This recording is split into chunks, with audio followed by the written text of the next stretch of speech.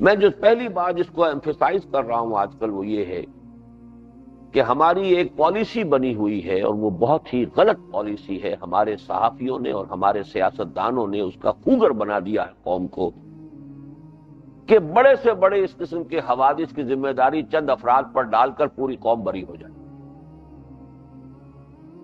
یہ بہت بڑا نفسیاتی مرض ہے، بہت بڑا سیلف ڈسپشن ہے، اپنے آپ کو دینے کا، دھوکہ دینے کا اس سے زیادہ بڑا جو ہے معاملہ نہیں۔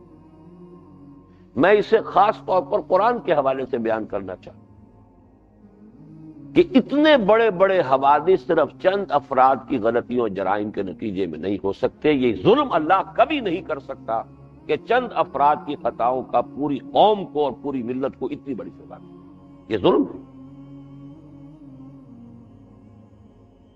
پہلی بات یہ قرآن مجید کے فلسفے سے کہ اللہ ظالم نہیں، ہر مسلمان جانتا ہے۔ وما انا بظلام للعبید ان لیس اللہ بظلام للعبید، اللہ تعالیٰ بندوں پر ظلم کرنے والا نہیں۔ دوسری بات یہ ذہن میں رکھیے کہ یہ جو سب کچھ ہوتا ہے، قرآن کہتا ہے یہ انسانوں کے اپنے کرتوت ہیں۔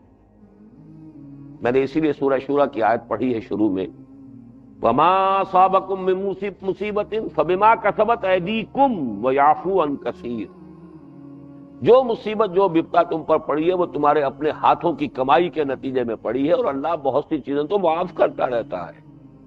اگر وہ تمہاری ہر غلطی پر پکڑ لے تو زمین پر ایک انسان بھی بستا ہوا نظر نہ آئے، چلتا نظر نہ آئے، وہ تو بہت نظر انداز کرتا ہے، بہت مغفر، یعفو عن کثیر، لیکن پھر بھی جو سزا وہ دیتا وہ تمہارے اپنے کرتوتوں کے تو ہے، اسی کی پاداش۔ تیسری بات یہ نوٹ کیجئے، یہ ہے اہم نقطہ، یہ چیز تو ہم جانتے ہیں کہ اللہ تعالیٰ کسی نیکی کا اجر و ثواب 1000 گنا دے دے، فضل ہے جتنا چاہے دے دے، لیکن جرم کی سزا تو صرف اس جرم کے برابر دے گا، اس سے زائد نہیں دے گا۔ یہ قاعدہ ہمیں معلوم ہے۔ اسی پر قیاس کیجئے، چند افراد کی نیکی کے صدقے میں پوری قوم کو اللہ نواز دے، فضل فرما دے، چند افراد کی برکات پوری قوم کے اوپر بانٹ دے، ٹھیک ہے، فضل ہے۔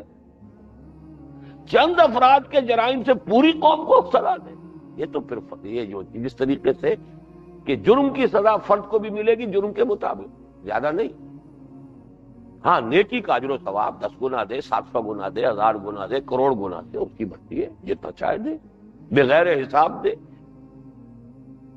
لیکن یہ کہ جرم کی سزا اتنی ہی۔ اسی طریقے سے چند افراد کی سعادت پوری قوم کو تقسیم کر دے، فضل ہے اس کا۔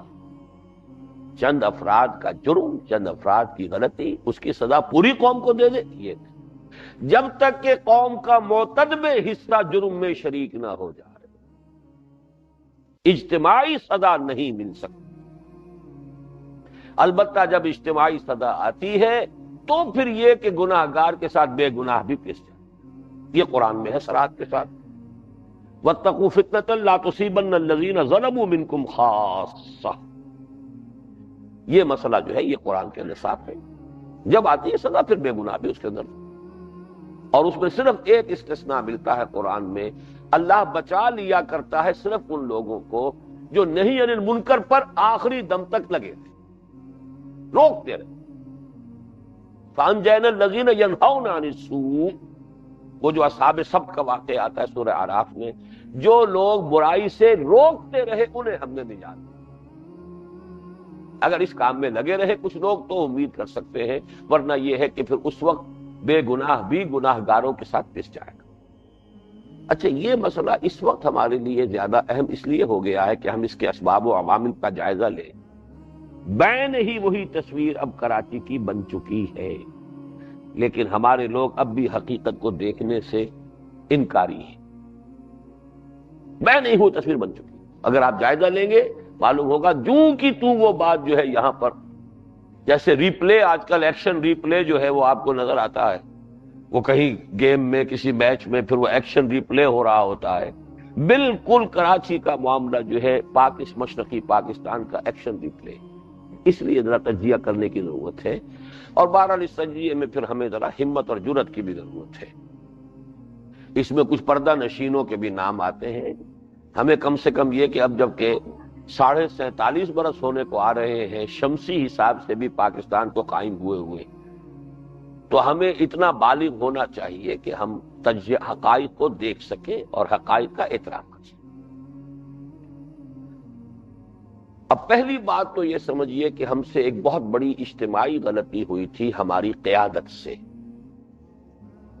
اور وہ غلطی یہ تھی کہ 1940 کے پاکستان ریزولوشن میں 1946 میں ترمیم کر کے ریاستوں کی بجائے ایک ریاست کا نقشہ ہم نے اختیار کیا۔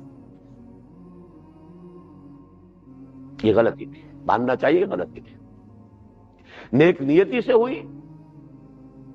اصل میں تحریک پاکستان ایک تحریک تھی، تحریکوں میں عام طور پر ہوش پر جوش غالب رہتا ہے، ورنہ تحریک چلتی نہیں۔ جذبات چاہیے، جوش چاہیے۔ اس جوش کی ہیٹ میں، اس کی گرمی میں جو حقائق تھے جغرافیائی، ان کو ہم نے نظر انداز کر دیا۔ اور بنگالی قوم زیادہ جذباتی ہے عام دوسرے ہندوستان کے دوسرے مسلمانوں کی نسبت۔ اب آب و ہوا کا ایک خاص مزاج بنتا ہے، اور آپ کا علم میں ہوگا یہ کہ اے کے فضل الحق صاحب نے زور دے کر قائد اعظم کو مجبور کیا تھا کہ وہ 40 کے ریزولوشن میں سے وہ ایس نکال۔ اسٹیٹس کا لفظ تھا، states in the north east and north west of Pakistan. حقیقت میں جغرافیہ جو ہے 1000 میل کا فصل، درمیان میں سمندر تو نہیں تھا، کوئی خلا تو نہیں تھا، ہاسٹائل ٹیریٹری، پیدائشی دشمن پاکستان کا وہ درمیان میں۔ ان جغرافیائی حقائق کو تحریک پاکستان کے جوش اور جذبے میں نظر انداز کیا گیا۔ قائد اعظم کا ایک جملہ بڑا خوبصورت ہے، ایک پارلیمنٹرین کی حیثیت سے واقعہ یہ ہے کہ قابل داد جملہ ہے۔ قائد اعظم کو چونکہ اس کی مہارت تھی، برٹش پریس میں کچھ چیزیں ایسی آئی تھی پاکستان کے معاملے میں کہ جغرافیائی اعتبار سے یہ وائبل اسکیم نہیں ہے۔ تو قائد اعظم کا جملہ ہے کہ the British press has talked about some geographical difficulties in the way of Pakistan. May I ask them, by what rule of geography are they here? کیا میں ان انگریزوں سے پوچھ سکتا ہوں کہ آپ کون سے جغرافیے کے اصول کے تحت یہاں پہ حکومت کرتے رہے یا کر رہے ہیں اب بھی؟ تو جغرافیہ جو ہے 7 سمندر پار سے آ کے آپ نے یہاں حکومت کری، تو مشکل جواب تو ہے، اس میں کوئی شک نہیں۔ پارلیمنٹرین جس کو ہم کہتے ہیں اس کی تو ایک بڑی ایک عمدہ مثال ہے، لیکن یہ کہ بہرحال حقائق کو تو آپ نہیں جھٹلا سکتے، حقائق تو حقائق ہے۔ میرے نزدیک یہ ہم سے ایک غلطی ہوئی ہے، گڈ فیتھ میں ہوئی ہے، نیک نیتی سے ہوئی ہے، لیکن حقائق کو نظر انداز کرنا صحیح نہیں تھا۔ اسے شروع سے اگر یہ 2 ملک ہوتے تو دونوں ملک چونکہ ہندوستان کی دشمنی سے دونوں کو سابقہ ہوتا، تو مجبوراً ایک دوسرے کے ساتھ کوآپریٹ کرتے یا زیادہ سے زیادہ کانفیڈریشن بناتے۔ کانفیڈریشن اگر ہوتی ہے تو وہ ایسی شے ہوتی ہے کہ اس کی گرہ کھل بھی آسانی سے سکتی ہے اور اس کو باندھا بھی آسانی سے جا سکتا ہے۔ ایک ملک بن کر اس کا پھر علیحدہ ہونا آسان نہیں ہوتا۔ کانفیڈریشن جیسے کہ مثال موجود ہے تاریخ کے اندر، آپ کو معلوم ہے یہ جو بنا تھا یونائٹڈ عرب ریپبلک، مصر اور سیریا کا کانفیڈریشن تھا، جیسے بنا تھا ویسے وہ کھل بھی گئی تھی گرہ آسانی کے ساتھ، کوئی خون خرابہ نہیں، بھائی نہیں ساتھ چل سکتے، السلام علیکم۔ لیکن یہاں معاملہ جب ایک ملک بنا لیا گیا تو اس کا معاملہ جو ہے اس سے کہیں زیادہ پیچیدہ ہو گیا۔ پہلی غلطی یہ۔ دوسری بڑی غلطی، اور اس کو اب ہم کہیں گے ہمالائن مسٹیک، اور یہ ہے اصل سبب، بیماری اصل یہ ہے۔ واضح طور پر نہ صرف یہ کہ اعلان نہیں کیا گیا پاکستان بنتے ہی کہ یہ ایک حقیقی اسلامی ریاست ہوگی، بلکہ راستہ عملاً وہ اختیار کیا گیا کہ گویا کہ یہ ایک جدید طرز کی مغربی سیکولر جمہوری ریاست۔ جوگندر ناتھ منڈل پہلا وزیر قانون بن رہا ہو اور سر ظفر اللہ خان یہاں کا پہلا وزیر خارجہ بن، ہم نے کیا امپریشن دیا لوگ؟ یہ کوئی کٹر مذہبی ریاست نہیں ہے، وہ لفظ اس وقت استعمال نہیں ہوتا تھا فنڈامنٹلسٹ، لیکن ہم نے اپنے عمل سے ثابت کیا کہ یہ کوئی فنڈامنٹلسٹ اسلامک اسٹیٹ نہیں ہے، یہ تو بالکل مغربی جمہوری اصولوں پر ہے۔ اور اس میں پھر قائد اعظم کا وہ جملہ توجیہ اس کی کیا ہے کیا نہیں ہے میں خود اس کی توجیہ کر چکا ہوں، اور وہ میری کتاب جو ہے استحکام پاکستان میں اس کی توجیہ موجود ہے۔ لیکن توجیہ اور ہے اور ایک جملہ بول کیا رہا ہے سامنے، Very soon Hindus will cease to be Hindus and Muslims will cease to be Muslims. Not in the religious sense, because religion is the private affair of the individuals, but in the political sense. بتائیے دنیا میں secularism کا اس کے سوا کوئی definition ہے؟ Secularism کی definition ہی ہے سب مذہب انفرادی معاملہ، بھائی ہندو ہے، سکھ ہے، پارسی ہے، عیسائی ہے، برابر برابر برابر برابر، تم مسجد میں جاؤ، تم مندر میں جاؤ، تم سینیگوگ میں جاؤ، تم چرچ میں جاؤ، تم جہاں چاہو جاؤ، نہیں جاؤ کہیں نہ جاؤ، ایک کو پوجو، 100 کو پوجو، کسی کو نہ پوجو۔ لیکن یہ کہ مذہب کا مسئلہ جو ہے وہ ریاست سے متعلق نہیں ہے، ریاست میں تو اکثریت کی رائٹ ہے۔ یہ ہے پکچر جو ہم نے دی ہے۔ نتیجہ یہ ہے کہ اب جوش جو ہوتا ہے، جوش کا معاملہ یہ ہے کہ جتنی شدت سے اٹھتا ہے اتنی شدت سے بیٹھ بھی جاتا ہے۔ یہ پہاڑی نالوں کے سیلاب کے مانند ہوتا ہے جوش۔ رود کو ہی اس کو کہتے ہیں، ڈیرہ غازی خان میں اور شاید سندھ میں بھی اور بلوچستان میں بھی کہتے ہیں کہ سمندری جب کو آتا ہے نالا، اس میں سیلاب آتا تو قیامت کا سیلاب ہوتا ہے، لیکن گزر بھی ایسے جاتا ہے جیسے کبھی پانی تھا ہی نہیں ہے۔ وہ جوش ایک دم ٹھنڈا بیٹھا ہے، اور سب سے زیادہ ٹھنڈا بیٹھا مشرقی پاکستان۔ میں تو جرت نہیں کر سکتا، یہاں میرے پاس جو 40 صفحات کے خطوط آئے ہیں ایک صاحب کے، ایک بنگالی مسلمان ہیں مولانا امام الدین محمد طاہا، ان کے والد مولانا شبیر احمد عثمانی رحمۃ اللہ علیہ کے بڑے کلوز فرینڈ اور ایسوسیٹ، قرارداد مقاصد کے کو آتھر، اور مسلم لیگ کے وہ جو بھی دیوبندی علماء کا جو حلقہ تھا جس نے کہ مسلم لیگ کے لیے بے پناہ کام کیا، مولانا ظفر احمد عثمانی اور شبیر احمد عثمانی، ان کے لیکن اس شخص کے اگر میں جذبات آپ کو بتاؤں پاکستان اور پاکستان کی قیادت کے خلاف، وہ تو کہہ رہے تھے میرے خطوط شائع کرو، شائع کر نہیں سکتا میں پاکستان۔ حالانکہ میں تو اس اعتبار سے شاید زیادہ ہی بدنام ہوں کہ یہ جو منہ میں آتا کہہ دیتا ہے، تو لیکن میں بھی ان خطوط کو شائع کرنے کی ضرورت نہیں کر سکتا جو اس میں جذبات ہیں پاکستان کے خلاف اور پاکستان کی پہلی قیادت کے خلاف، کہ دھوکہ دیا۔ اور وہ بھی میں سمجھتا ہوں کہ اصل میں وہ جوش، بنگالیوں میں جوش زیادہ تھا۔ مسلم لیگ بنی ہے ڈھاکہ میں 1906 میں، مسلم لیگ کی طویل ترین عرصے تک منسٹری رہی ہے یونائٹڈ بنگال میں، حالانکہ یونائٹڈ بنگال میں مسلم اکثریت جو ہے وہ تقریباً ویسی ہی تھی جیسی پنجاب میں تھی، کوئی بہت بھاری اکثریت نہیں تھی۔ ہندو مسلم یونائٹڈ بنگال میں کتنا فرق تھا، لیکن وہاں اس پنجاب میں آخری وقت تک ایک دن مسلم لیگ کی منسٹری نہیں بنی، اور وہاں پر جو ہے یہ آپ کے خواجہ ناظم الدین صاحب کتنے طویل عرصے تک چیف منسٹر رہے ہیں یونائٹڈ بنگال کے۔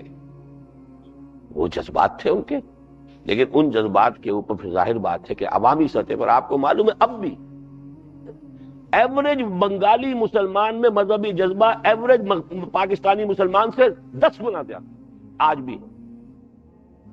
ایودھیا کی مسجد کو گرایا گیا، آپ نے تو صرف یہاں چند مندر گرا دیے، پھر اس کا جرمانہ بھی ادا کر دیا۔ یہ لو بھائی، ان کا جلوس چلا تھا جسے جا کر انڈیا کے بارڈر پر بمشکل روکا ہے حکومت نے۔ They wanted to cross into West Bengal, جانا چاہتے تھے ایودھیا۔ ہم نے کیا کیا تھا؟ کچھ بھی نہیں۔ 10,000 کا ایک ہوا ہے ابھی حال ہی میں ان کا لینڈ مارچ، چٹاگانگ سے لے کر ڈھاکہ تک نفاذ شریعت کے لیے۔ وہاں ہو رہا ہمارا کیا؟ لیکن یہ کہ بہرحال اس کا رد عمل مشرقی پاکستان میں ہوا۔ مذہبی جذبے کو آپ نے تو ہے اسی وقت اس کے اوپر تو آپ نے پانی ڈال دیا۔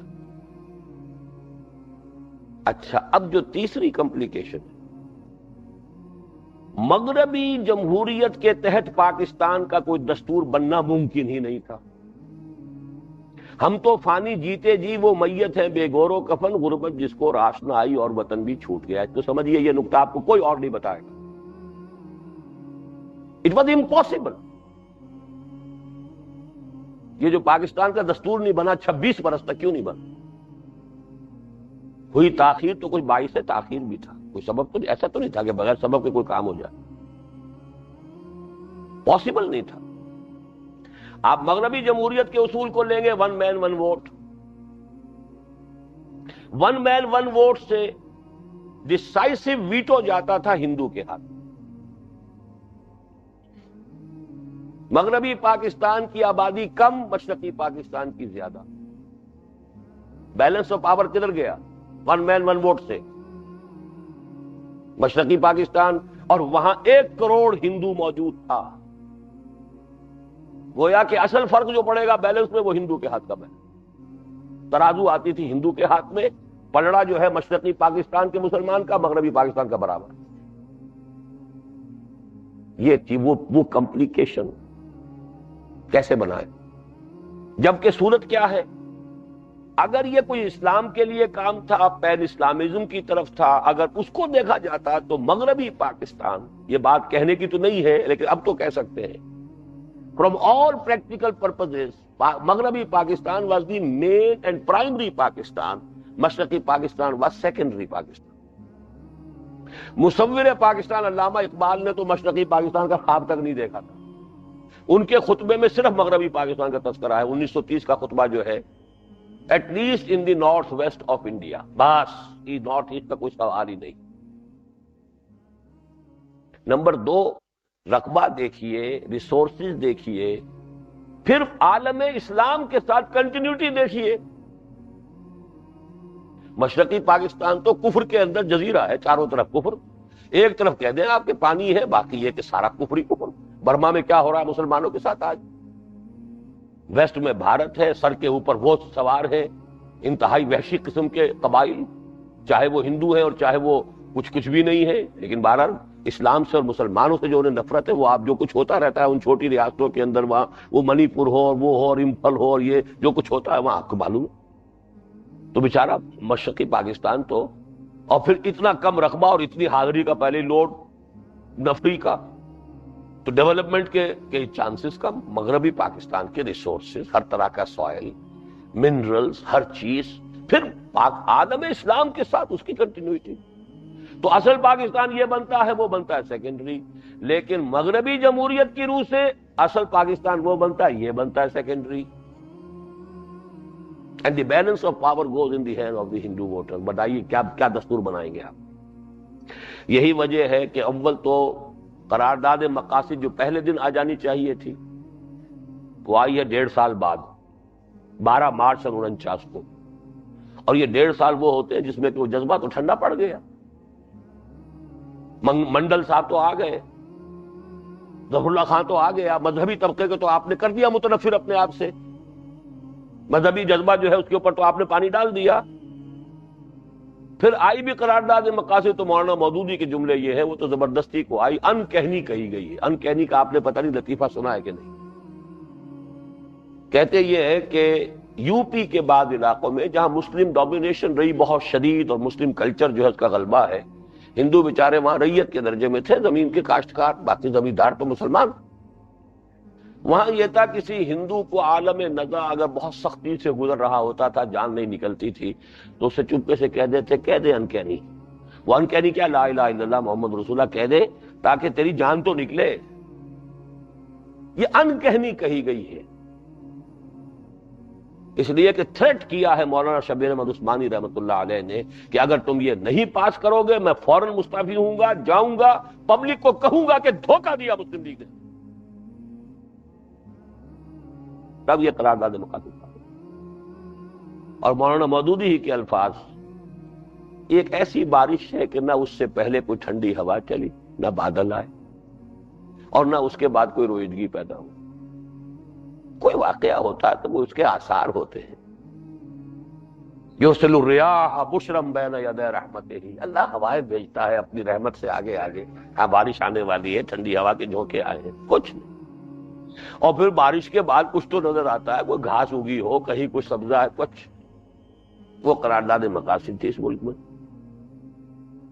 اور یہ کہ اس کے بعد بی پی سی رپورٹ لیاقت علی خان صاحب نے پیش کی، اسے رد کر دیا، اس لیے کہ وہ مغربی جمہوریت کے اصول سے تھی کہ تمام صوبوں کو اپنی آبادی کے حساب سے نمائندگی ملے گی، پروونشل اسمبلیز میں بھی اور ظاہر بات ہے کہ نیشنل میں بھی. لیکن اپر ہاؤس سینٹ جو ہے اس میں ہر صوبے کو برابر.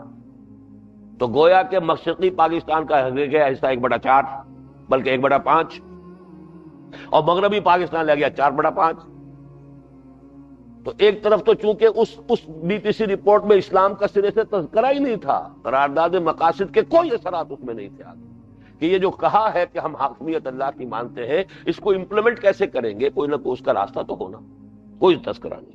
نمبر 2 یہ کہ انہوں نے کہا صاحب یہ ہماری، آپ نے جو ہے ہمیں 1/5 بنا دیا، ہم تو بڑی، ہماری کل آپ کے وش پاکستان سے زیادہ ہماری تعداد، اٹ واز ریجیکٹڈ۔ دوسری پھر کہیں آئی ہے دسمبر سن 52 میں جا کر، اس میں پیرٹی کا اصول کیا گیا کہ مشرقی اور مغربی پاکستان کو برابر برابر ہے، سینٹ میں بھی اور نیشنل اسمبلی میں بھی، اس کے اوپر بھی وہ ناراض۔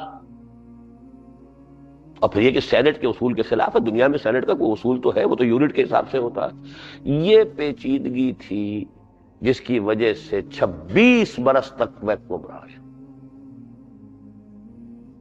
اس زمانے میں جب عزم نکالا کرتا تھا، جمعیت طلبہ کا ناظم اعلیٰ تھا، ایک 15 روزہ پرچہ نکالتا تھا میں عزم کے نام سے، اس میں ایک وہ بڑے سائز کا، لمبے سائز کا جیسے ہوا کرتا تھا چٹان، قندیل وغیرہ، ایک خاص ایک ریگولر سائز ہوتا تھا اس زمانے میں ویکلیز کا، تو اس کا ایک پورا آخری صفحہ اس کے لیے وقت تھا کہ دستوری مسائل پر خطوط ہوں، مضامین ہوں، اور اس کا عنوان یہ تھا کہ اس سوچ میں کلیاں ضرب ہوئیں، اس فکر میں غنچے سوکھ گئے، آئین گلستاں کیا ہوگا، دستور بہاراں کیا ہو۔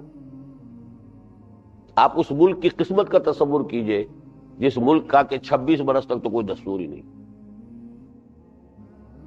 ویکوم ہوتا ہے تو ظاہر بات ہے کہ اس کے تو نتائج پھر جو بھی نکلتے وہ نکلے۔ غرض کہ ہمارا حال کیا ہوا، ہم تو فانی جیتے جی وہ میت ہیں، بے گور و کفن غربت جس کو راس نہ آئی اور وطن بھی چھوٹ گیا۔ اسلام ہم نے خود چھوڑا اور مغربی جمہوریت ہمیں دنیاوی اعتبار سے بھی راس نہیں ہے، ہمارا دستور نہیں بن سکا اس مغربی جمہوریت کی وجہ سے، اس لیے کہ ہر شے کے اصول ہے۔ آپ مغربی جمہوریت کو اختیار کریں گے تو اس کے اصول ہے، 1 مین 1 ووٹ، ڈس انفرنچائز کر دینا کسی کو بھی یہ تو گناہ کبیرہ ہے، اس سے بڑا ظلم کوئی نہیں۔ ہر نظام کا جو سب سے بڑا گناہ ہے ڈس انفرنچائز کر دیا، ہمارا حق جو ہے اس کے اندر کبھی کر دی۔ اب آئیے تیسری بات، کسی بھی ملک کے لیے قومی زبان کا مسئلہ، بلکہ چوتھی بات سمجھیے، بہت اہمیت کا۔ جب تک تو تھی مسلم لیگ تحریک پاکستان کے مرحلے میں، تو ظاہر بات ہے کہ اردو گویا کہ مسلم لیگ کی زبان اردو، جھگڑا تھا ہندی سے۔ وہ اقبال کا شعر کئی دفعہ میں نے آپ کو سنایا ہے،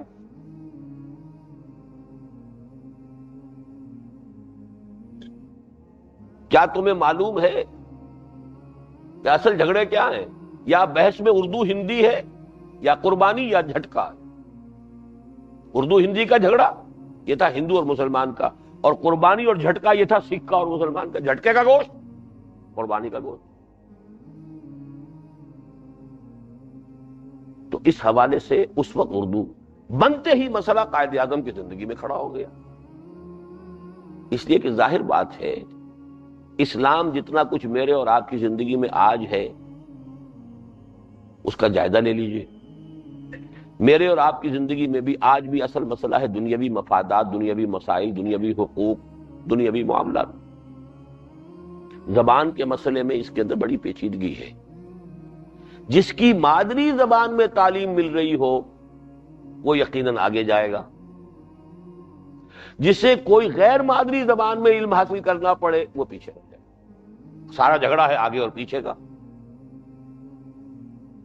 سب سے پہلے بنگال کھڑا ہو گیا کہ ہمیں اردو نہیں، ہم پر مت ٹھوسی جائے، اور یہ ہو سکتا تھا اور کچھ نہ ہوتا اگر مغربی پاکستان اردو کو سب کے سب لوگ تسلیم کر لیتے تو 2 لینگویجز آج بھی آپ کو معلوم ہونا چاہیے کینیڈا میں بائلنگول سٹیٹ ہے۔ ہر سرکاری کاغذ جو چھپتا ہے، لٹریچر ہو، کوئی آرڈیننس ہو، کوئی قواعد ہو، قوانین ہو، پاسپورٹ، ایوری تھنگ، فرینچ بھی اس میں ہوگی اور انگلش بھی ہوگی۔ تو ہو سکتا تھا، لیکن یہاں پر سندھ کا مسئلہ بھی موجود ہے۔ باقی تینوں صوبے اردو کو قبول کرنے کے لیے تیار تھے، اس لیے کہ ظاہر بات ہے بلوچی زبان کی اتنی کوئی تاریخ نہیں، کوئی ادب نہیں، کوئی اس کی ہسٹری نہیں، اسی طرح پشتو زبان کی بھی اتنا نہیں.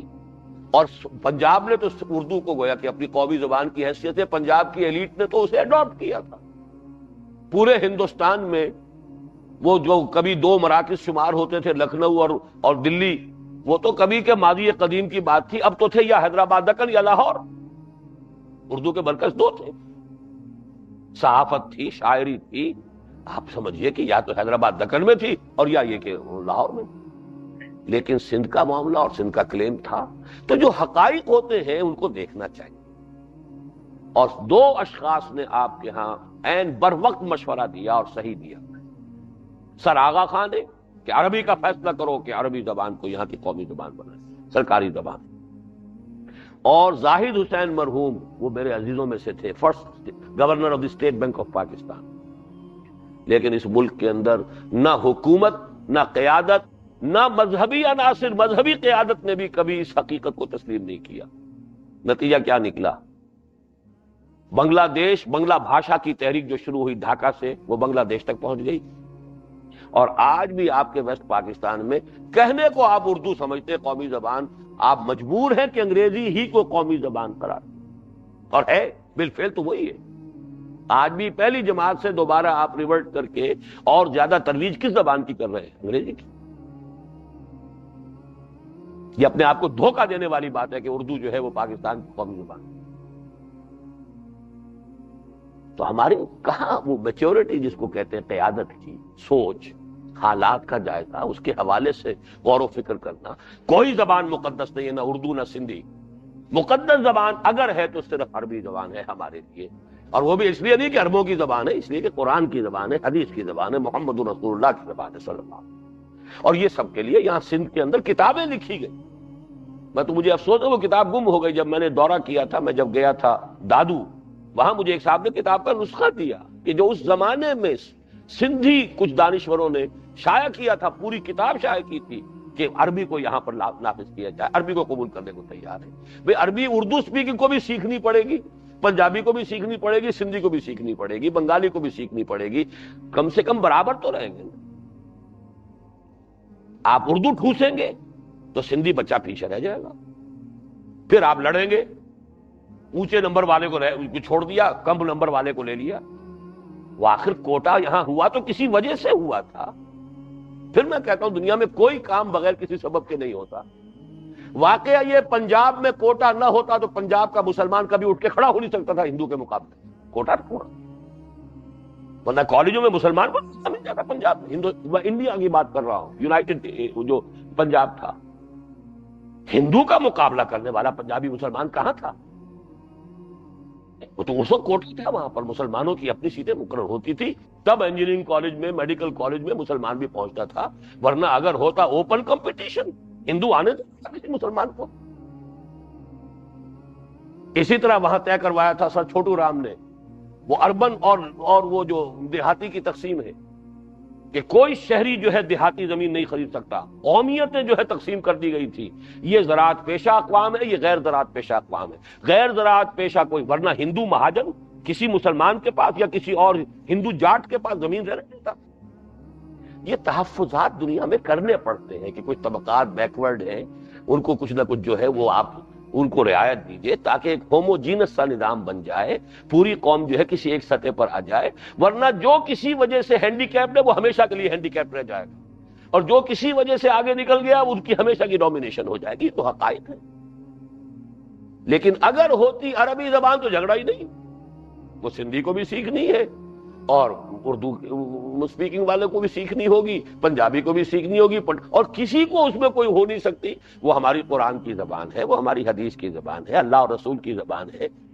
اس میں کسی لیکن یہ کہ کیا ہوا، یہ ہے چوتھا بلنڈر جو ہم نے کیا ہے نیشنل لینگویج کا. پانچواں اس سب کے اوپر جلتی پر تیل، ماشاء اللہ. ماشاء اللہ کا مطلب کیا ہوا؟ فوج تھی مغربی پاکستان کی، بلکہ وہ تو پھر جو مشرقی پاکستانی کے نزدیک ہر مغربی پاکستانی شالا پنجابی تھا. وہ تو سب پنجابی تھے. وہ نفرت جب آتی ہے، ابھی حال ہی میں ہمارے جو میجر جنرل ریٹائرڈ محمد حسین انصاری صاحب نے جو واقعات سنا میں ریس گیا ہوں، یعنی یہ کہ چونکہ ان کے تھے وہ چشمدید واقعات. امین جوٹ ملز میں چٹاگانگ میں جس طریقے سے چھوٹے چھوٹے بچوں کی لاشیں جس طریقے سے وہاں پہ پڑی نظر آئی، اور ایک بہت بڑا کمیونٹی ہال تھا، اس کے چاروں طرف جو ہے کوئی ایسا تھا کہ وہاں بارشیں چونکہ زیادہ ہوتی ہیں تو بڑی گہری ایک نالی کھودی، ساری کی ساری خون سے بھری.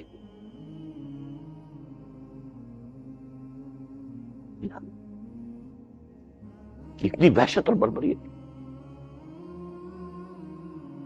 وہی لوگ تھے جو کہ ساتھ ساتھ رہ رہے تھے، دیوار بیچ کے ان کے آپس میں اٹھنا بیٹھنا ہنسنا. لیکن جب یہ بخار قومیت کا چڑھتا ہے تو انسان درندہ بھیڑیے سے بڑھ کر ہوتا ہے. لیکن اس کے اسباب تو آپ نے پیدا کیے نا خود. ملک بنایا اسلام کے نام پر، اسلام کو پیچھے ڈالا، مغربی جمہوریت کو آگے کیا. وہ سارا جوش جذبہ وہ ٹھنڈا. مغربی جمہوریت کے تحت آپ کا کوئی دستور بن ہی نہیں سکتا، ویکوم رہا. اب وہ ویکوم کی وجہ سے جو فساد ہوا، مارشل لا. مارشل لا کا مطلب مغربی پاکستان حکومت کر رہا ہے مشرقی پاکستان پر، اور مغربی پاکستان کیا؟ پنجاب بھی کہنا غلط ہے.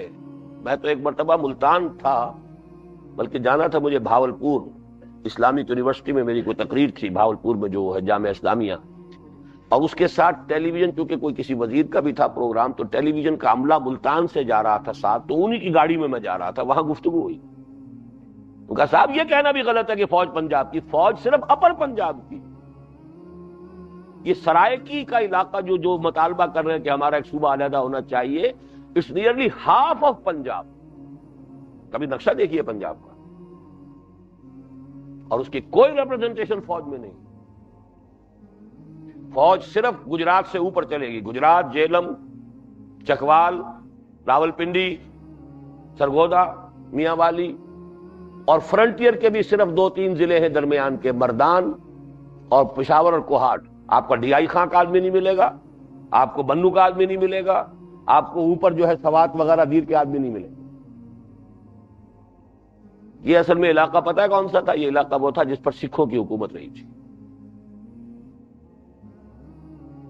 سکھا شاہی کے ظلم سے جو لوگ ستائے ہوئے تھے، انگریز جب آیا انہوں نے انگریز کو ویلکم کہا، اور انگریز کی ان کے دلوں میں محبت پیدا ہوئی کہ انہوں نے ہمیں سکھا شاہی سے نجات دلائی. یہ میں تفصیلی تجزیہ اپنا مسئلہ سندھ میں لکھ چکا ہوں کہ کیا فرق ہے سندھی اور پنجابی مسلمان میں. ایک مرتبہ جو ہے میاں طفیل محمد صاحب نے بڑا بچگانہ سا اسٹیٹمنٹ ایک دے دیا تھا، جس میں بڑا تلخ طنز تھا سندھیوں پر. یہ نان مارشل ریس ہے، یہ فوج میں داخل نہیں ہوئے. اس کا جواب دیا تھا جو بہت بڑے دانشور ہیں سندھ کے، شاہ صاحب، جی غلام مسوا شاہ صاحب. بڑا پیارا جملہ تھا، وی ہیو نیور بین مرسنریز. گالی دی پنجابیوں کو، تم ٹکے کے سپاہی رہے ہو، تم نے انگریز کی فوج کے اندر بھرتی ہو کر تم نے کعبے پر گولیاں چلائیں، تم نے ترکوں کو تہس نہس کیا ہے، تم نے جنرل ایلن بی کو قبضہ لے کر دیا بغداد کا. We have never been mercenaries. بات ٹھیک ہے، حقائق تو یہی ہے. لیکن سبب کیا؟ پنجابی کیا اسی وجہ سے کوئی پنجابی کے اندر غداری تھی؟ نہیں. سبب یہ تھا کہ حالات یہ تھے کہ پنجابی کے سر پر رہا مسلط سکھ. انگریز نے آ کر گویا کہ پنجابی کو سکھ سے نجات دلائی. سندھ میں انگریز نے مسلمان سے حکومت چھینی، تو کیا دونوں کا ایک طرز عمل ہو سکتا؟ دلی کا قبضہ پنجابی فوج لے کر نہ دیتی تو 1857 میں خاتمہ تھا انگریز کا ہندوستان سے. دلی کا قبضہ لے کر دیا ہے پنجابی فوج نے انگریز کو 1857 میں. تو اصل سبب اس کا بھی سبب تھا. آخر کوئی نہ کوئی رد عمل ہوتا ہے حالات کا، واقعات کا. سکھوں کی حکومت کے مقابلے میں انگریز کی حکومت ایسا ہے جیسے جہنم میں سے نکال کے آدمی جنت میں آ جائے. رول آف لا ہے، تصور ہے، کوئی آپ کو زبردستی پکڑ کے تو نہیں لے جائے گا. کوئی قانون ہوگا، کوئی مقدمہ چلے گا، جو بات بھی ہوگی کسی اصول سے ہوگی. وہ سکھا شاہی کا تو مطلب ہی ہے کہ کوئی قانون نہیں، کوئی ضابطہ نہیں، جو خالصہ کے دل میں آ گئی بس وہی قانون ہے. تو اس وجہ سے ایک ذہنیت بنی ہے، ایک رد عمل ہوتا ہے ایک چیز کا. بہرحال یہ جو مارشل لا ہے، اس کے تسلسل نے آخری دلیل بہرحال وہاں ایجنٹ تھے، ہندوستان کے ایجنٹ تھے، ہر ہندو ہندوستان کا ایجنٹ ہے، سیدھی سیدھی بات ہے. ان کی بھارت ماتا کے ٹکڑے ہم نے کرا کے پاکستان بنایا ہے. وہ تو کبھی ذہناً تسلیم نہیں کر سکتے، وہ تو ان کے دانشور آ کے بھی کہہ جاتے ہیں یہاں ہم نے پاکستان کو تسلیم کیا، دو قومی نظریے کو تسلیم نہیں کیا. اس کی کیا معنی ہے؟ غور کیا آپ نے؟ ان کے آ کر آپ کے لاہور میں کہہ کے جاتے ہیں ان کے دانشور، ان کے صحافی، ہم نے پاکستان کو تسلیم کیا، دو قومی نظریے کو تسلیم نہیں کیا. کیا مطلب ہے؟ دو قومی نظریے سے پاکستان وجود میں آیا، وہ نہیں تسلیم کیا. آخری اب صورتحال کیا تھی؟ اگر ہمارے ہاں کوئی میچور کوئی ہوتی قیادت، وہ مسئلہ ہے جو اب کا مسئلہ ہے سب سے زیادہ نمایاں. سارے وہ فیکٹر جو میں نے گنوائے یہاں بھی موجود، لیکن آخری جس چیز کو شمار کر رہا ہوں، اگر ہمارے ہاں کوئی میچور پولیٹیکل لیڈرشپ ہوتی تو نظر آ گیا تھا بہت جلد کہ مشرقی مغربی پاکستان ساتھ نہیں چل سکتا. کسی خوش اسلوبی سے sitting on the table negotiate کی. یہ آخری درجے میں نے 1969 میں مقالہ لکھا تھا یہ میثاق میں، کہ دنیا کی کوئی طاقت مشرقی پاکستانیوں کو مجبور نہیں کر سکتی کہ مغربی پاکستان کے ساتھ رہے. یہ ان کے اوپر آپشن چھوڑ دینا چاہیے، ریفرینڈم کروائیے. ریفرینڈم اگر ہو گیا ہوتا تو میں اول تو یہ سمجھتا ہوں کہ وہاں کی اکثریت جو ہے مغربی پاکستان ہی کے ساتھ رہنے کو ترجیح دے. پھر ان سے پوچھا جاتا آپ کی ٹرمز کیا ہے؟ ظاہر بات ہے آپ اپنی ٹرمز کے اوپر ہی ہمارے ساتھ رہیں گے نا. لیکن یہ کہ اگر نہ فرض کیجئے تو ٹھیک ہے بھئی، آئیے علیحدگی کر لیجئے، بیٹھ کر بات کیجئے. زبردستی، جبر، مجبور کر کے آپ یہ تو کر سکتے ہیں کہ پاکستان کے اس علاقے کے اندر کسی جگہ پر بمباری کر دے، کسی جگہ کچھ اور کر دے. مشرقی پاکستان اس طریقے سے جبر کے ساتھ، آخر بلوچستان پہ بمباریاں بھی ہوئی ہیں، 2 مرتبہ ہوئی ہیں. ابھی ہو سکتا تھا مالاکنڈ میں معاملہ ذرا آگے بڑھتا تو جو سیدھی بمباریاں ہوتی، کیوں نہ ہوتی.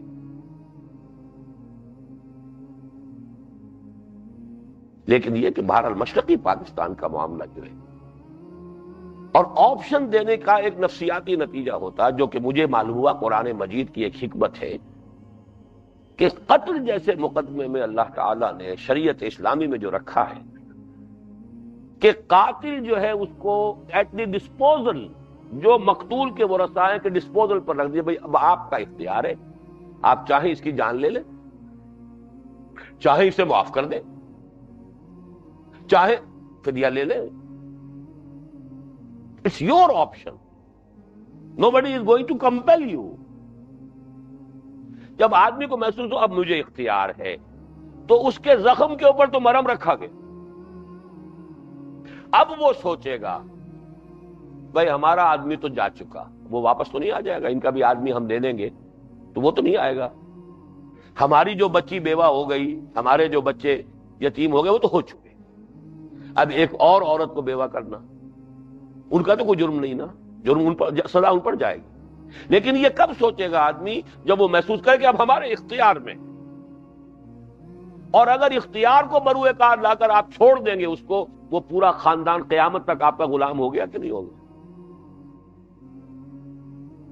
تو قبائلی رائبلریز، قتل در قتل، اس کے سارے سسٹم کو روکنے کی قرآن مجید کی حکمت عظیمہ، یہ ان کے ہاتھ میں دے دو.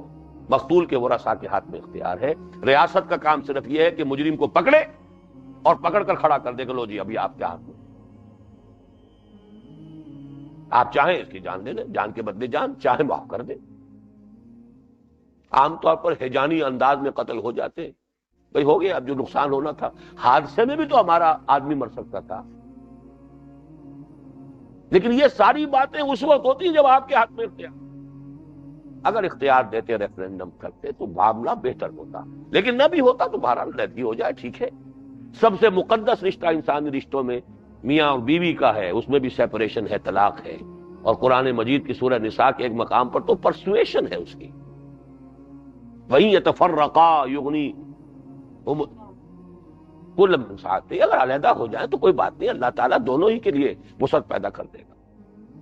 خامخواہ زبردستی جوڑے رکھنا، باندھے رکھنا، گھر کو جہنم بنائے رکھنا، مزاج کی موافقت نہیں ہو رہی ہے تو کوئی بات نہیں بھائی، حتی الامکان کوشش کرو نباہ ہو جائے، نہیں ہوتا نباہ تو پھر یہ زبردستی کا جو بندھن باندھے رکھنا ہے اس سے بہتر ہے فارغ کرو، کیا پتا اسے بھی اللہ تعالیٰ اس کی مزاج کے موافقت کی مناسبت سے کوئی شوہر عطا کر دے، تمہیں بھی اللہ تعالیٰ تمہارے مزاج کی موافقت کے مطابق بہتر کوئی رشتہ دے۔ اس حوالے سے اب میں صرف چند کاش جو ہیں، اگر چاہیے کہ وہ کاش اگرچہ کہنے نہیں چاہیے، لیکن یہ کہ وہ کاش کے درجے میں کہتا ہوں، کاش کہ اس وقت ایوب خان دیگال والا طرز عمل اختیار کر لیں۔ یاد ہوگا آپ کو کہ یہ تین اشخاص اس وقت دنیا میں بڑے نمایاں ہو گئے تھے، فوجی لیڈرز تھے، تینوں کے تینوں بڑے قداور، ایوب خان بھی اور جنرل ناصر، کرنل ناصر بھی، اور پھر ادھر وہ ڈیگال۔ لیکن ڈیگال کی دیکھیے حکمت عملی، اسے اپنے بہترین دوستوں کو جیل میں ڈالنا پڑا ہے، لیکن اس نے الجزائر کو آپشن دے دیا کہ بھائی آپ رہنا چاہتے رہیں، نہیں رہنا چاہتے زبردستی یہ، ورنہ لڑتے رہیے۔ الجزائری بھی مر رہے تھے اور فرانسیسی بھی مر رہے تھے، اور مرنے کے علاوہ یہ کہ سارے ریسورسز قوم کے جو ہیں کھپ رہے ہیں اس پر، تو why to carry this dead load, اس ڈیڈ لوڈ کو اٹھا کے پھینکو تاکہ اپنی جگہ پر فرانس تو ترقی کر سکے۔ لہذا ہوا ریفرینڈم، چھٹی دے دی۔ کاش، اب کاش ہی کہہ سکتا ہوں، کاش اس ملک میں مغربی جمہوریت کے پرستار، اب یہ میں کہہ رہا ہوں اس میں بڑے بڑے علماء کے نام بھی آتے ہیں اور بڑی بڑی مذہبی شخصیتوں کے نام بھی آتے ہیں، سب کے سب اس مغربی جمہوریت کے دل دادا، کیا امامان سیاست، کیا کلیسا کے شیوخ، سب کو دیوانہ بنا سکتی ہے میری ایک ہو، وہ ہو جو ہے ابلیس کی مغربی جمہوریت۔ تو نے کیا دیکھا نہیں مغرب کا جمہوری لباس، چہرہ روشن اندرون چنگیز سے تاریک تک، ہم نے خود پہنایا ہے شاہی کو جمہوری لباس، جب ذرا آدم ہوا ہے خود شناس و خود نہیں کر۔ اس کے دلدادگان تھے وہ جنہوں نے جمع ہو کر ایوب کو مجبور کیا کہ اگر ترا سازش کیس واپس لو، اور ہیرو بنا کر اس کو مجیب الرحمان کو جو ہے لاہور بلایا ہے اس کانفرنس کے اندر، آل پارٹیز کانفرنس کے اندر، ورنہ کیس ثابت تھا، حقیقت تھی، اس کو سزا ملنی چاہیے تھی۔ کاش کہ یہ ہمارے ہاں دولتانہ صاحب بھی تھے، ان میں نمایاں اور بھی تھے، اب میں نام نہیں لیتا، جو فوت ہو گئے، سب کے سب مصر تھے، ہم شریک نہیں ہوں گے اس میں، راؤنڈ ٹیبل کانفرنس جو ہوئی تھی، جب تک کہ مجیب کو نہیں لایا گیا۔ تیسرا کاش یہ ہے کہ کاش کہ جب سارے حالات خراب ہو گئے تھے، آربیٹریریلی جنرل یحییٰ نے مغربی پاکستان کے 1 یونٹ کو ختم نہ کیا، ورنہ مشرقی پاکستان کے معاملے میں مجیب الرحمان کے 6 پوائنٹس پر بھی بات کر لی جاتی تو کوئی حرج نہیں تھا، کانفیڈریشن تو بن گئی تھی نا۔ 6 پوائنٹس پر مشرقی اور مغربی پاکستان کا معاملہ کوئی حرج نہیں، لیکن 6 پوائنٹس پر مغربی پاکستان کے 4 صوبوں کا معاملہ تو 4 ریاستیں یہاں بن گئی، امپاسبل ہو گیا اس پر۔ ویسے یہ کہ یونٹ کے معاملے میں کیونکہ بات آ گئی ہے، ہو سکتا ہے کہ اگر دوسرا پہلو میں نہ بیان کروں تو اس سے غلط فہمی ہو، میرے نزدیک پاکستان کے دستوری مسئلے کا اگر وہ ایک پاکستان رکھنا تھا تو واقعتاً اس کے سوا کوئی حل تھا ہی نہیں، مشرقی پاکستان اور مغربی پاکستان کا جو ٹینگل تھا، پیریٹی، اور اس کو 1 یونٹ بنانا۔ لیکن 1 یونٹ بنا کر اگر اس کا دارالخلافہ ملتان بلکہ پریفریبلی ڈیرہ غازی خان کو بنایا جاتا، میں دعوے سے کہتا ہوں کہ 1 یونٹ کبھی ختم نہ ہوتا۔ جغرافیکلی سینٹر، ڈیفنس کے پوائنٹ آف ویو سے سینٹر، محفوظ ترین علاقہ، اور سب سے بڑی بات سرائے کی زبان مغربی پاکستان کی مرکزی زبان، ادھر پنجابی سے اس کا تعلق جڑتا ہے، ادھر پوٹوہاری سے، اور ادھر پھر یہ ہے کہ پشتو سے، ادھر بلوچی سے، ادھر سندھی سے۔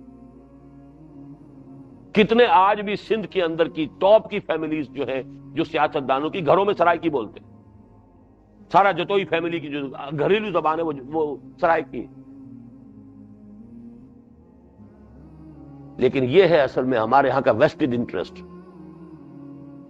پنجاب، اور وہ بھی وہ اصل پنجاب، سینٹرل پنجاب، اور اس کے وہ جو سرمایہ دار، خاص طور پر کہ جو گورنمنٹ کانٹریکٹرز کسی زمانے میں ہوتے تھے، کروڑ پتی، یہ ان لوگوں کی شرارتیں اور ان کی بے ایمانیاں ہیں کہ جنہوں نے یہ 1 یونٹ بنوایا اور پھر یہ کہ وہاں پر اس کا مرکز لاہور میں رکھوایا،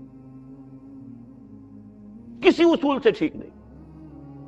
ہندوستان نے پروونشل کیپٹل نہیں بنایا امرتسر کو، ایک اینٹ نہیں رکھی۔ میں 33 برس کے بعد میں نے دیکھا امرتسر، سن 47 میں نے دیکھا تھا، 12 جولائی 1947 کو اپنا میٹرک کا رزلٹ لاہور میں سن کر گیا ہوں حصار واپس، اور امرتسر ہو کر گیا ہوں، ہمارے کچھ عزیز وہاں رہتے تھے۔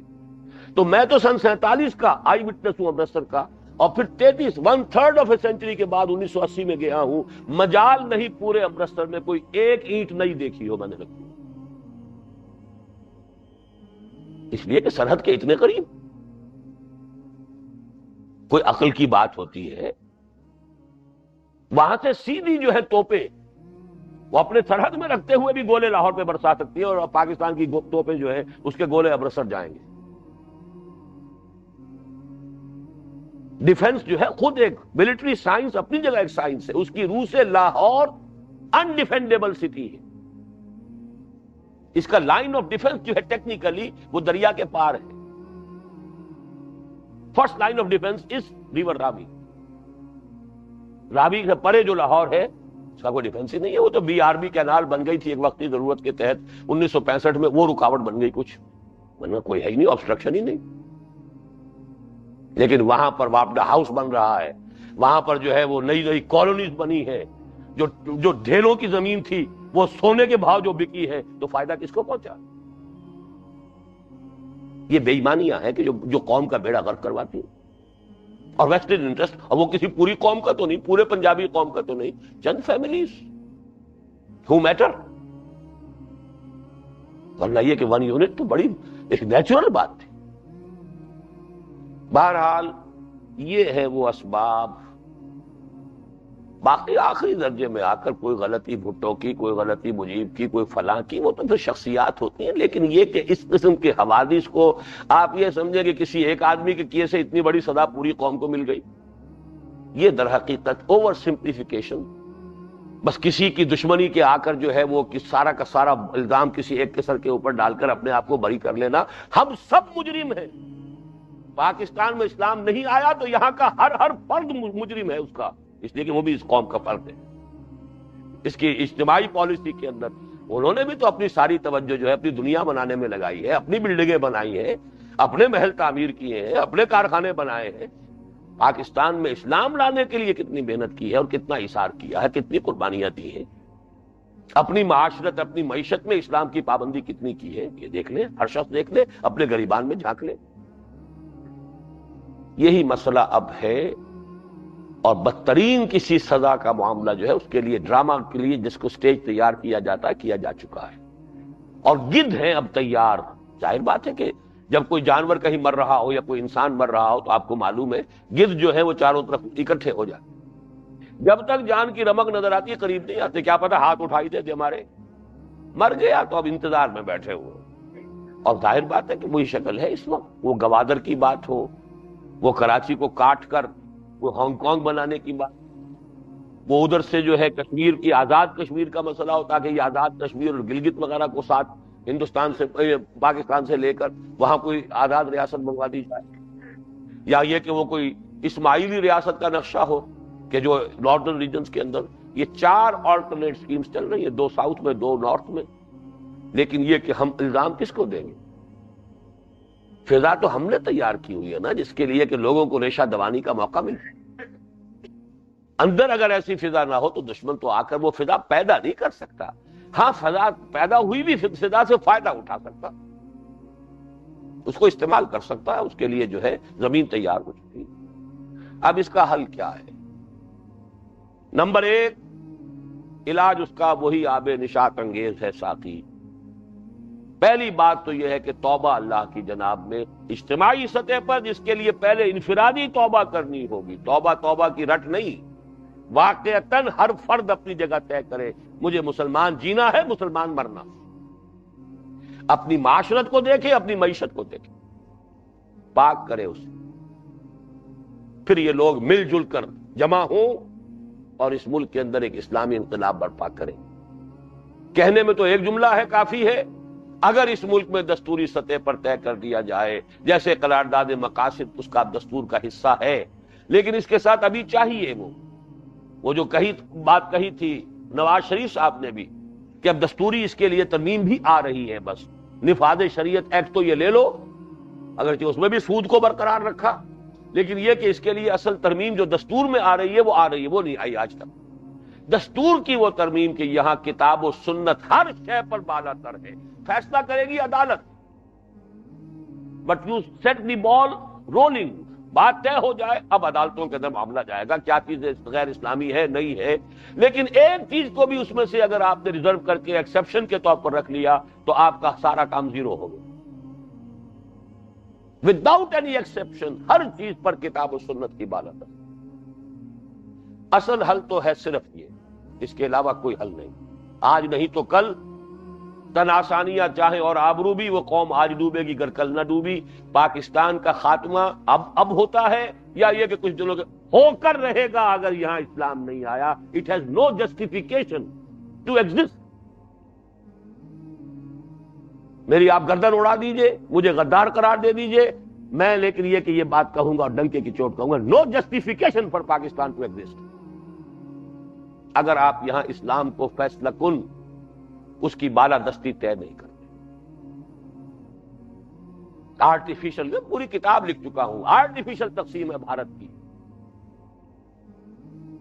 دریا آپ نے بانٹ دیا، دریا میں آپ کے ڈیم جو ہے سلٹ اپ ہوتے چلے جا رہے ہیں، نیا ڈیم آپ کو بنا نہیں سکتے۔ بنائیں گے تو سارا قرضہ جو اور پہلے سے بندھا ہوا ایک بال اور زیادہ یہودی جکڑ بندی کے اندر آپ چلے جائیں گے۔ یہ تو ایک وشیش سرکل ہے جس کے اندر مبتلا ہے۔ اب وہ تو بنائے کیسے؟ وہ تو قومیتوں کا تصادم جو ہے وہ بننے نہیں دے گا۔ کیا کریں گے؟ علامہ مشرقی کی پیشن گوئیاں ہیں کہ پینے کا پانی دستیاب نہیں ہوگا پنجاب میں کسی کو۔ آپ کہتے ہیں کاشت کے لیے پانی، پینے کے لیے پانی نہیں ہوگا، یہ علامہ مشرقی کی پیشن گوئی ہے۔ اس لیے کہ اگر کشمیر کا معاملہ نہیں طے ہوتا، دریاؤں کے منبع آپ کے ہاتھ میں نہیں ہے، تو کیا ہوگا؟ یہ تو ایک زمانے میں امریکا کے ساتھ آپ کی بڑی دوستی تھی، امریکا کو چاہیے تھے، آپ جو ہے وہ فرنٹ اسٹیٹ لائن بنے ہوئے تھے اس کی USSR کے خلاف، لہذا اس نے اس وقت معاملہ بھی طے کروایا، وہ انڈس بیسن کا معاملہ، پیسے بھی دلوائے، سب کچھ کروایا۔ اب جو حالات ہیں بڑے بدل گئے۔